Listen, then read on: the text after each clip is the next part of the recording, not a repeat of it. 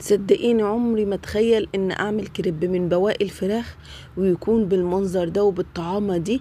شوفي النتيجة بنفسك، شوفي الفيديو، بجد بجد مش هتندمي لو اتفرجت على الفيديو وعملتيه بالطريقة دي. تحفة يا جماعة، تحفة تحفة بجد، وطعمه جميل قوي.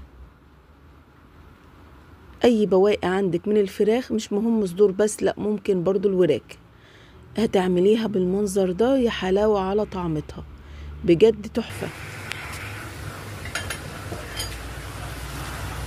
طب لو حد جرب الوصفة دي ودخل القناة وشاف الوصفة بالكامل، يكتب لي في التعليقات ايه رأيه فيها، واللي عملها يكتب لي برضو كمان.